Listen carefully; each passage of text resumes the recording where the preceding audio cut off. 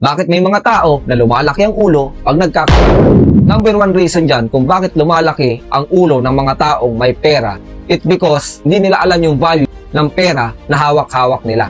Pansinin mo, yung dumaan sa tamang proseso, yung nahirapan ng todo bago nila nakuha yung mga meron sila, hindi naman maiyabang yung Kinakain ko araw-araw. Kung ano yung kinakain ng empleyado ng San Miguel araw-araw, yun ang kinakain ko. Pansinin mo yung tunay na mayaman, hindi naman talaga nagyayabang. Sino ba yung mga nagyayabang? Yung first time makahawak ng malaking pera. Alam mo, malalaman mo yung may pera sa wala. Yung mga may pera, humble lang yan. Hindi nagyayabang yan. Unlike sa mga walang pera, sila pa tong malalakas ang loob para lang makapagyabang.